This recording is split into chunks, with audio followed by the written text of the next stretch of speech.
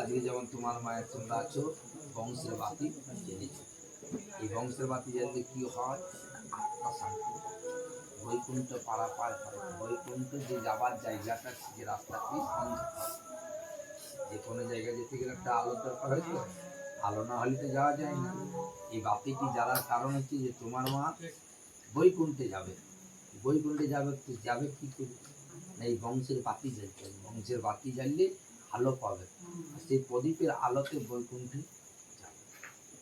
এই বংশের বাতি জ্বালতে গেলে মা অনেক রকমের দান আছে, 16 রকমের দান আছে, 16 দান, অষ্টম দান, পঞ্চম দান। তো উত্তম মধ্যম নিকৃষ্ট বিশেষ কিছু না দান করলে সোনা দান, গাভী দান, ভূমি দান করতে হবে। এই বংশের বাতি জ্বালতে গেলে রাজা দশরথের ঘরে যে একটা মেয়ে ছিল যার নাম শান্তা, সেই প্রদীপটা জ্বেলেছিল। আর এই কলিকালে এখন আমাদের ঘরে ঘরে সবাই জানে, জানে না মায়ের আত্মা, পিতৃ দায়, মাতৃ দায়, কন্যা দায়, পৃথিবীতে 3টি দায় থেকে আর কোনো দায় নেই। তাহলে পিতামাতার কর্ম করতে গেলে পিতামাতা মুক্তি পাবে, নাইলে যে পুত্র কন্যাকে জন্ম দিচ্ছে সেটা বেকার। যার ঘরে মেয়ে জন্ম দিচ্ছে, কন্যা ছেলে জন্ম দিচ্ছে, আর জন্ম দেওয়ার পর ছেলে মেয়ে যদি এই কর্মগুলো না করলো তাহলে তার জন্ম তো বেকার। এই হরিনাম বলবো বলে মানব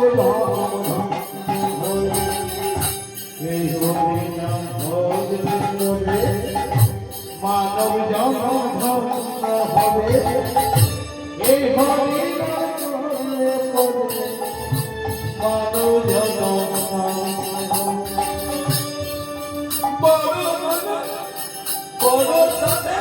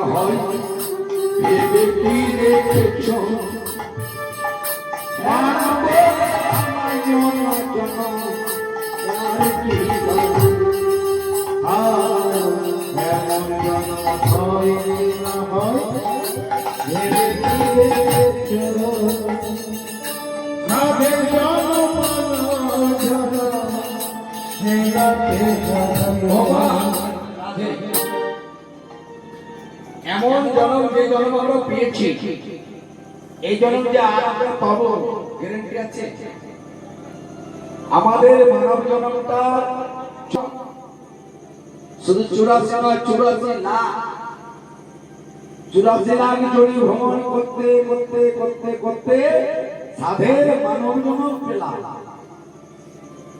তাহলে আমরা প্রথমে ছিলাম কোথায়? তেতা যুগের আয়ু ছিল 10,000 বছর। 10,000 বছরে যদি একটা শূন্য কেটে দেওয়া হয় কত বাতে পূজা? 10,000 একটা শূন্য কেটে দিলে কত থাকে? 10,000 যদি একটা শূন্য কেটে দেয় কত হয়? 1000 হ্যাঁ 1000 1000 10,000 যদি একটা শূন্য চলে যায় 1000, তাহলে তারপরে এলো কোথায়? দাপর, নাকি? তারপরে দাপর যুগে হলো কত? 1000।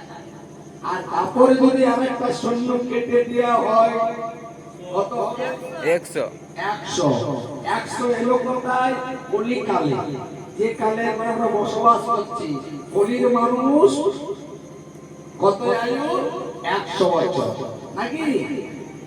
এই কলিকালে সংসারের জ্বালা, এই জ্বালা নিয়ে আমরা সংসারে চলছি। জ্বালার যন্ত্রণা পেয়েছে যখন হেলা করে হারাইও না, একবার নাম অযোধ্যা নগরে রাম লক্ষ্মণকে সকলে দেখতে যাচ্ছে। কেমন করে যাচ্ছে মা? পদকর্তা কলম দিয়ে বলছে অযোধ্যা নগরে বড় আনন্দ হয়েছে, কেন জানো? তাই পদকর্তা কলম দিয়ে বলছে ওই আমার নাম এলো রে